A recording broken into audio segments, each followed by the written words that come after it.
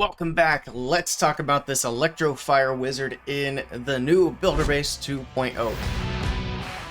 So this is the new troop that came out with Builder Hall 10. You can swap between the Electro mode and the Fire mode, which is pretty neat, but there are certainly some things that I think could be improved upon. But I've had a chance to work with it since Builder Base 2.0 came out. I did unlock it pretty early, so I'm going to talk about my experiences with this troop. So first we'll talk about the positive, and that is going to be with the Electro Wizard first. If you can find a spot on the base where you can get some chains into the base, it works out really well. But the downside of this is you have to find a spot where defenses aren't going to target it.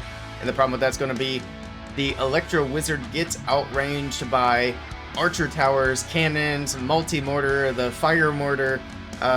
A lot of defenses can outrange it, so it's really hard to find a spot on the base where you can chain into the base. And those chains are really only going to be valuable if you're chaining off of a high HP building, and that limits you even further to get value for like a nice funnel or reaching into the base with the chains to get a valuable defense down. So while this works out really well when it works, it's really hard to find those types of opportunities because most bases have the archer towers or cannons or multi-mortars near the edge of where you're going to try and set those wizards up, especially pushing up a little bit more in trophies. It's a really rare opportunity to find, which means it's rare that you're going to use this Electro Wizard. Now, you're not going to use this Electro Wizard in pretty much any other circumstance because of its other issue, which is its charge up time. It takes 4 seconds to charge up and fire the chain. Now, that might not seem like much, but you also have to take into consideration this is after the wizard stops moving, and assuming it's not taking damage, which in 4 seconds, the wizard's squishy enough, most defenses are just going to take it out. And that's assuming that none of the buildings the wizard is targeting are being taken down, because once that happens, it stops charging, moves, and starts over again.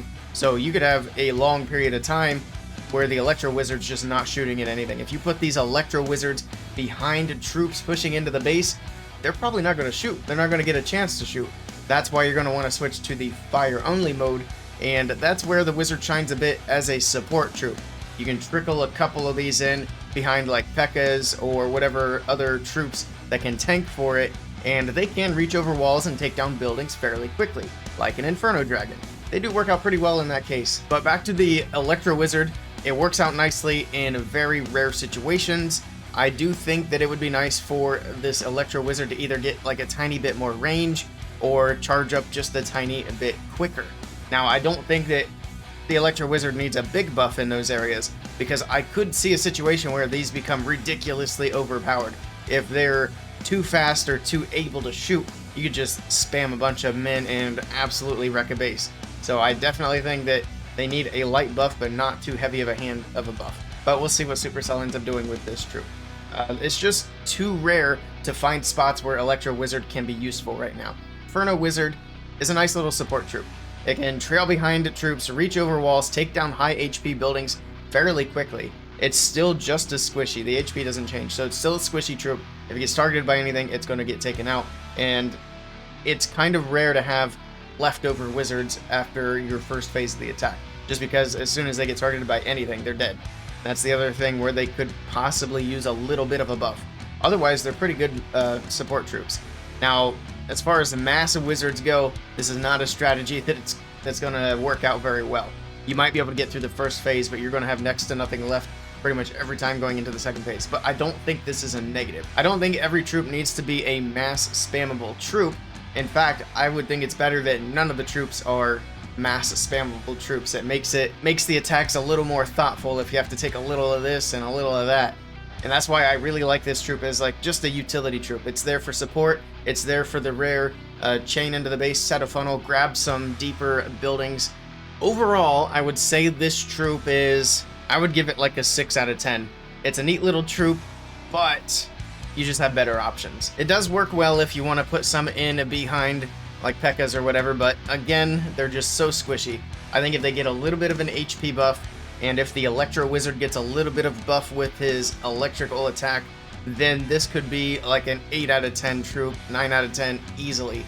Again, I don't want it to get to a point where it's mass spammable, but I would like to see it get to a point where it is more easily utilized, because the state that it's in right now, it's just not a high value troop to put in that slot. It's going to be too squishy, although the Inferno Dragon, or the Inferno Wizard is pretty neat. There's just better things you can put in that slot right now. So overall, I'd say this troop is 6 out of 10. Hopefully we see some improvements with it. Hopefully Supercell buffs it up. But if you guys have used this ElectroFire Wizard and you have different opinions, same opinions, either way, let me know down in the comments below what you think or what you would like to see changed with the Super Wizard, anything like that. If you guys did enjoy this video, be sure to check out my previous video as well. And also be sure to hit thumbs up down below and hit subscribe. It helps me out a ton, and I do appreciate it. But that's going to be it for this one. Thank you guys for stopping by, and I will catch you all next time.